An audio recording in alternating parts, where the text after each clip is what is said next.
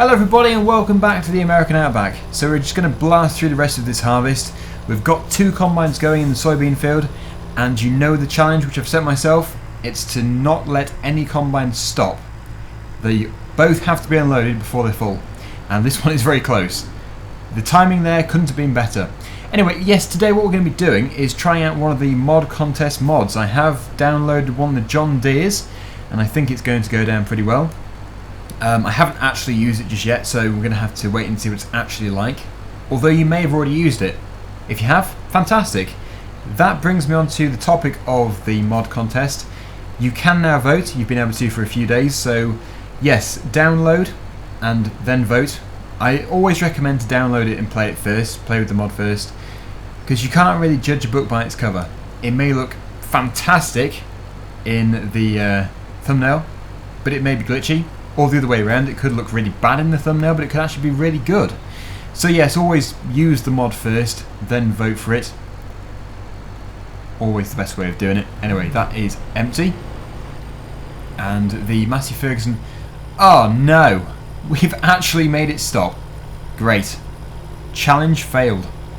I must have been dithering in the previous episode at the end, because these have been going since the previous episode, when we went to the sell point. Anyway, I'll get this one unloaded. It's quite a slow unload rate. Right, it's time to unload the Massey Ferguson for the second time. I did the other time off screen since we were going straight into the field. Just thought it'd look a bit weird. I've also unloaded the New Holland again, so the next time I do it will be the third time. I don't think it's too far off. The trailer is already 56% full. It's filling up fast, and this stuff is worth a lot of money. So when we have finished the field, we're going to go and buy this John Deere tractor. It's actually a series. I suppose, actually no, we could afford to buy every single one in the series because they're not very expensive. I think they're $15,000 each without modifications. But yeah, I don't know. We can't really have loads of the same tractor, or at least a similar tractor. Anyway, yeah, the New Holland has disappeared off the horizon there, so we need to race up here. When it turns around again, it'll be time to unload. I seem to be catching it right. The combine over here is fine. The Massey Ferguson is always full on the incorrect side, unfortunately. Well, yes, when the Massey Ferguson gets back up to the top, I'll have to unload it again before it turns. Otherwise, yes, it's going to be the wrong side. Great timing. It's ready to turn around, so we'll just hang on until it has done. And yeah, that one's still out of view. You can see where it is because the field's got like an indentation in it, but the model doesn't show, which is unfortunate. I seem to remember that the view distance was actually longer in FS 11 and 13, but maybe the maps were just smaller. This is a very large expanse of land. It's amazing how you do forget stuff. When you look back at the previous versions, you can really appreciate how different this version is to it, how much better this is. But I think when you actually don't look back, when you just keep upgrading as there's a new version out, you don't really appreciate it as much. You have to look back to the previous versions to fully understand how far this game has come. And no doubt everybody's got high hopes for the next one. I'm supposing it's going to be FS 19, as it's every 2 years. You would guess that it is going to be released in October 18, but you can't say for sure just yet. But yeah, if it's going to follow the trend, it should be October 18. I think we'll unload this one, then we're going to sell this trailer load. We don't want to be hanging on too long. We have to make sure it's got plenty of space for the other combine. So we'll unload again. And I wouldn't have thought, by the time we get back again, I wouldn't have thought they'd be too far off finishing. We're going to go back down and up again on this side, and probably the same for that side. I will also check and see where the best price is. It's bound to change. Very close between Outback Grains and Tombstone Grains. Tombstone Grains where we went to last time. Outback Grains, the price is decreasing, so yeah, same place again. And that's empty. On the way back, we will unload the New Holland as well. Yep, it's 95% full. That is plenty. we're not going to fit much more in here. So I think, yeah, right at the end of this road, way down, is Tombstone Grains. We need to get there and back very quickly. As it turns out, the Massey Ferguson doesn't really forgive you if you're slow. It fills up excessively fast and unloads fairly slowly. So when we buy the John Deere in a minute or two, we're going to also take the case tractor with the front loader up there, since we need to bring back the 4 silage bales which are left. I've overshot here, haven't I? Yes, I should have gone in there. Very tight turning here. It is still possible though. And yeah, we'll finish off doing some animal work with the John Deere. Perfect for yard work. I still haven't even said which one it is. You can probably guess though. Right, watch the money. Oh yes. It is nice when you've got a healthy sum of money. When you're in debt, it makes the game a bit slow. Well, it makes it very slow. Can we hit 200,000? Not quite. Oh, look at that. Although that trailer was worth $106,000. You can't say that's not good. Nothing's really changed. Have they been having a tea party or something? They don't really seem to have progressed at all. We mustn't be rude to the workers. They do a good job for us most of the time. Some of the time. It's quicker than doing it ourselves anyway. This is the final piece for the Massey Ferguson. There is the potential here for it to actually stop working. There is a weird glitch on this edge of the field where the workers just give up. They simply stop. But we may be okay. It seems to do it further up, in the middle somewhere. It's over 80% full.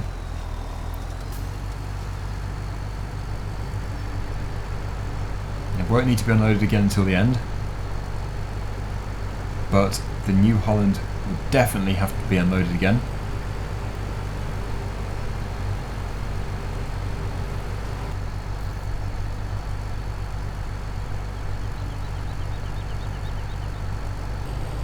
That's all good. Right, let's get to the top of the field. It hasn't finished, the New Holland. It's still got one more piece to do, a very thin part of the field to do. But yes, it's without a doubt going to be very close to full in a minute. In fact, I'm surprised it hasn't flashed up the message saying 80%. It can't be far off. Oh, there it is. The timing is impeccable. Well, it almost made it. That was so close. I have to manoeuvre it myself. Can't believe it. Just look at how far away it was from the edge. Like 2.5 meters or something. It's surprising really. It looks like there is way more space in there. At least it did. I suppose if it was too high, it would probably overspill and mess with some of the sensors and stuff up there. And that's it for this combine. The other one is just finishing off, and we can finally say when it's finished that the field is done. Because although it didn't actually take that long in the end, since we've already harvested this field once, I think we've done it to death, to be honest. We do not want to be doing anything else with this field. In fact, this series is close to completion. This is episode 16 and we're finishing episode 20. The time has flown. It shows it's a good map. But yes, we've got other stuff to do, we've got other maps to play on, so we have to make way for those. And I don't know if the next map is going to be a mod contest map. I haven't really decided. Obviously I need to make sure that everything is going to be, you know, compatible. We've got the decent mods available for a decent map. I don't want to be sort of choosing a map at random and finding out it's not very good and then we have to finish it early, because that makes it look bad, makes it look very bad. So yes, we need to do some planning. I might do a vote for the next map. We will see. And this is the end. Another 6,500 litres or so. We'll get them put into there. Switch the combine harvester off. Well, we'll leave it running just so it can unload. And is it going to be the same price? Okay, it is changing. And Outback Grains is now the best one. Where is Outback Grains? Oh, it's very close to here. That's the nearest one. Brilliant. Let's get it started up again. If you go too far away from a vehicle, Even if you've got the manual ignition switched on, it will actually switch the engine off. You probably know that already, it's just I'm making an observation. I like to make observations, so I have said it. Okay, so here it is, Outback Grains. Just confirm that it is this place. Last thing I want to do is tip it at the wrong place. Yes.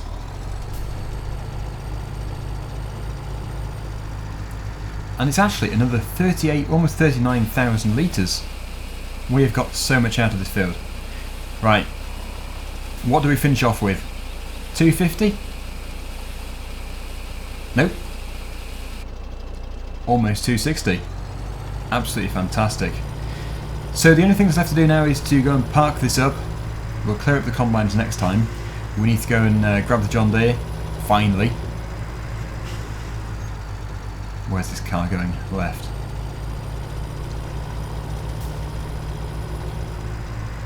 And yeah, let's just go in here.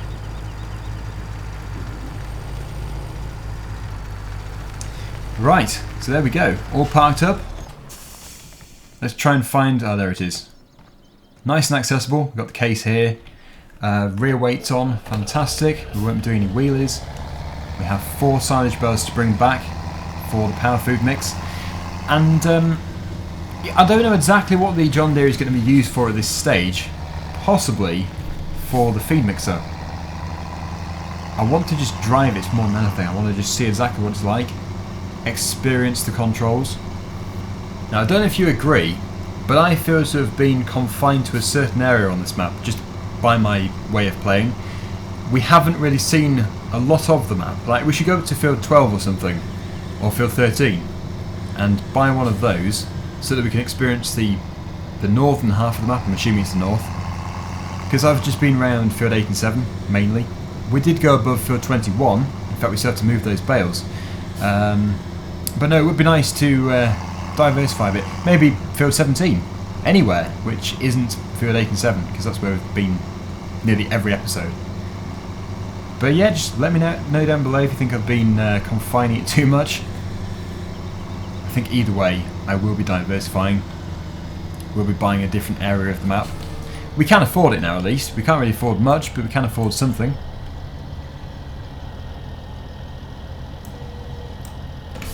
So there are the silage bales. It would usually wheelie. It's very heavy, but the weight is very useful. So after all this time of waiting, unless you've skipped through the video, we can finally see the John Deere series which I speak of.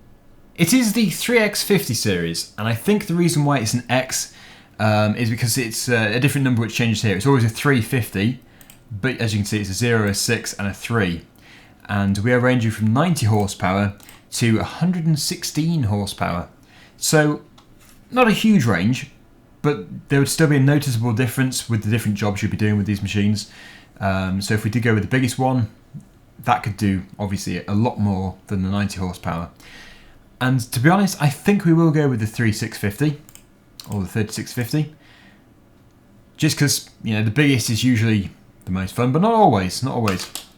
In fact, I must actually say that in some cases, smaller tractors can be more fun, but not always more useful. So the wheel design can be chosen between standard, narrow tyres and wide tyres. We then have the design of standard or the front weights. I think it adds 900 kilograms there, so if it does, that's quite a chunk of weight on the front, almost a ton. I'm guessing that's what 900 stands for. We will see. We will have wide tyres with front weights, bringing it a total of $16,800. So where is this beauty? Oh no, there it is. There is the beauty, and it actually does look very nice. What's that? What does that do? The case has got one of them. I'm not sure. PTO? Possibly. But let's look at this engine detail. The fuel lines, manifolds, absolutely beautiful. Is it possible to... you can open the door. Oh yeah, it's one of these really old tractors with the curved front windscreen. That is rare. Part, add or remove. The fenders or the mudguards. So these are the wide tyres, I think. they're still quite narrow. I think I did specify wide. What else do we have? I must walk around it all and make sure we see everything. There is still the potential for me to miss something. Got a drawbar attached to the 3-point linkage. Or lower link arms. Anyway, yeah, let's get in. Let's get in this tractor. Look at this. Look at this detail. Now the thing is, it is heavily detailed. But what you've got to remember is this tractor is old. It wouldn't have had much anyway. The real thing won't have much.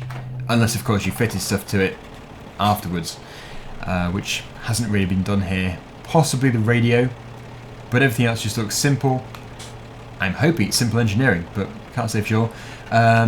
If I just zoom in here, you can see that we've got, I think it's ranges. We've got range 1 and 2, I think. I have never driven one of these, though. And then my guess is that is the gears. I think we have 8 in each range. So I think it's 16 gears.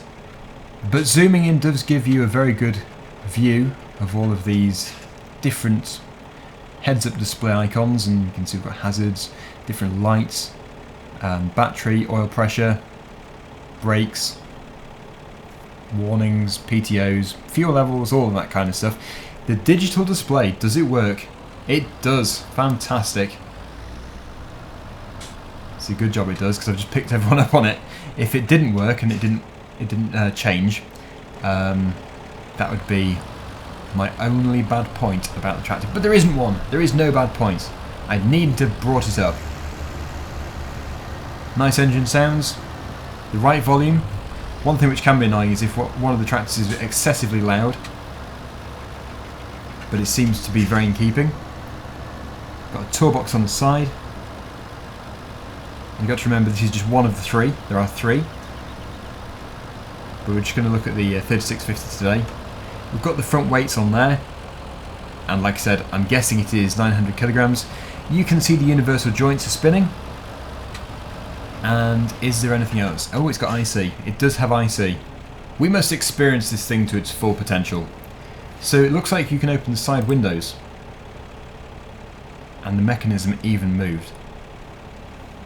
I'm really cautious about missing something here. Really concerned about it.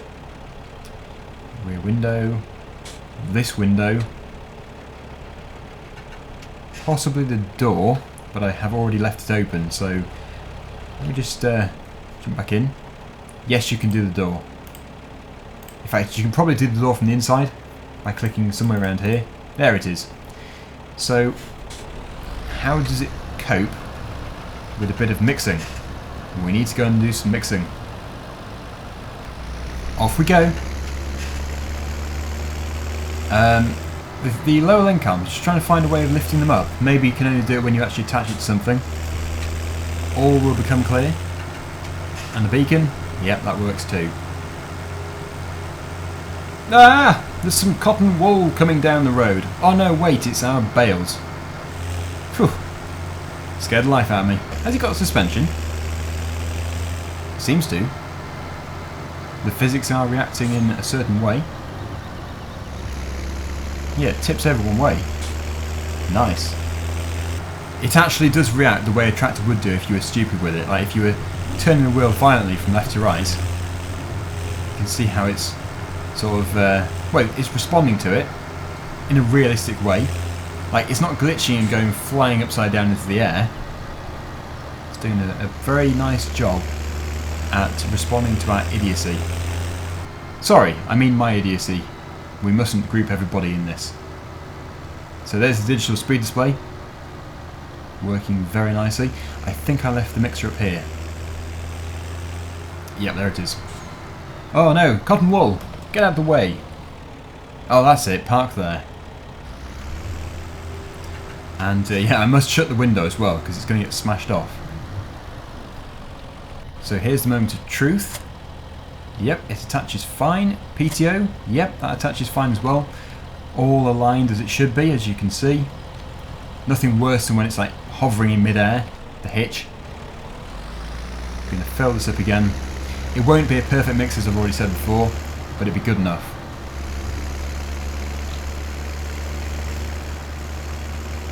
We'll do 1 straw, 2 silage, and 1 hay. and it does work okay. I would just try and keep it out of the way. I've just realised all through this episode I've been saying, can you guess which John Deere it is we're going to buy? And the thumbnail showed it. I am so stupid. Still, at least it's a beautiful tractor, very nice, very nicely done. And I hope it does very well in the mod contest. So, great work to the author. Deere Power, I believe they're called. Makes sense? Anyway, let's go for a bit of straw. It actually really does not matter at all which order we do this in, since I now know which order to do it in. I don't know if I've got the mixer going. I suppose it doesn't have to go yet because it does start up automatically. It's just once we've got it all in there, we need to keep it mixing. So one of these, and then we'll stick the last two of the silage bales in. They have been very expensive.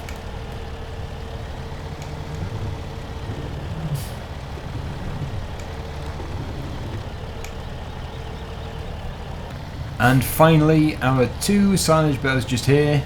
They don't grab too well because obviously they're round, and this is more like a square bale fork. Yeah, the top one's trying to slip. But they should go in, and yeah, the wrapping goes in too. Nothing spared. Just throw it all in. It will sort itself out. And go on, go on. Yes, yes, yes, there we go. It should be a good mix. Right. Yes, we need to engage the PTO. Get it mixing for a while. You can't see it doing it, but it is. You can just about hear it. And yeah, you can see how the weight is affecting the back of the tractor. It's pulling it down a bit.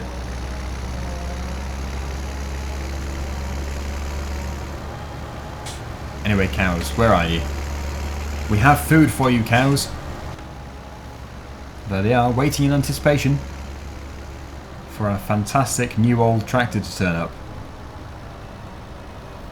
Try and get as close as possible. I have a habit of going so far away it doesn't actually put the feed in the trough directly. Maybe if I reverse it to it a bit. We should drive along as well. When you zoom in and you change the field of view, look at the flexibility of those back wheels, those back tyres. That looks perfect. It's quite hard to see if you're viewing, but can you see how they're deforming? This is a standard thing for FS17. It's just for some reason it's more noticeable with this tractor. Possibly the excessive weight we've got on the back. But the fluidity of that, well, it shouldn't be fluid, but yeah, the rubberiness of the rubber just looks so satisfying somehow. Okay, call me weird, but it's true. It looks good. Right, let's unload. That's close enough. We should drive along though. It's going to go in all the same. And that suffices them. There's a tiny bit left. So we'll turn the PTO off. And there's a great demand for wool. We'll have to make use of that next time. But there we go. The John Deere 3X50 series. This is the 3650 series. It's 3650, sorry. And yeah, definitely recommend it. Download it, and please give it a vote. That's it for this video. Until next time, thanks for watching, and I'll see you again very soon. Bye for now.